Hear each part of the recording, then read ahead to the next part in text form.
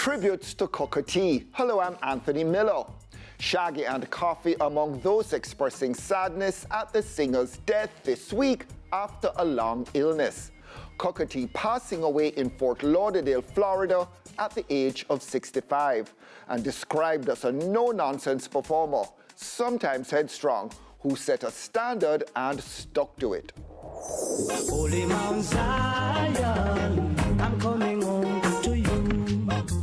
Following his death in Florida Tuesday, March 11, from what his wife said was cardiac arrest, Rikers Island and I Lost My Sonia singer Cocoa Tea's passing was picked up by a string of international media outlets, from the BBC and Yahoo to USA Today, all quoting his wife Malvia, who confirmed to the Gleaner that the singer had been suffering from lymphoma and more recently pneumonia when he died aged 65. Shaggy described Cocoa Tea as one of our greats, whose sultry voice was part of the soundtrack of many reggae and dancehall fans' lives. Toast singer Coffee shared photos of herself and Cocoa Tea, captioned, "R.I.P. a legend." Culture Minister Babsy Grange remembered him as a great personality and a great performer. Her boss, Prime Minister Andrew Holness, remarked on Cocoa Tea's smooth vocals and compelling lyrics. He was the latest in a string of popular music pioneers to have passed away recently. Anchor Recording Studios' Gussie Clark kept in touch with the singer during his long illness. Girl, won't you go home to your mama? We were just trying to keep him in good faith, in good humor, trying to have him follow these procedures because he's a difficult man to do, very headstrong. Look, great people have some unique, eccentric way of having some sides of them that you and I cannot understand. But the man was one of the most miserable man God put on the earth.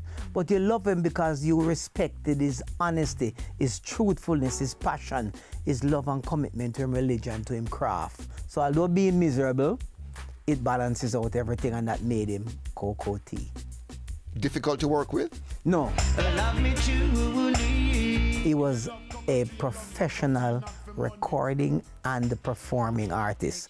But if he tells you he needs $1 for his fee, don't come with 99 cents, or you'll find out why he's miserable. If you think about Cocoa Tea for a moment, what comes to mind immediately? My friend, Cocoa Tea is one of the very few persons as an artist that I have considered a friend, and I believe he equally considered me the same. A straightforward person who tells you his mind and stick to his guns. She says she want a good life. One of those reggae artists who was a chanter, who was more into the spiritual side of the music?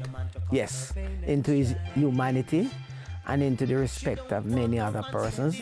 And one of the things that he never hesitated in doing is telling anybody his mind, and he was truthful to himself, to his craft.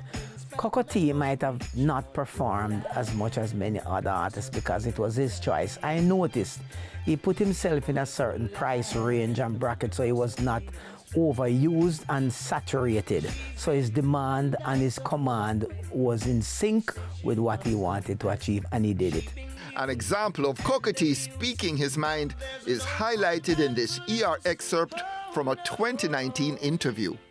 Successive governments keep the people uneducated and keep the people suppressed. There's no work for the people. Jamaican people are perishing because of the leaders. These leaders are blind, idiots, don't have no vision. And one thing they have in mind is to enrich themselves and make them pocket big so.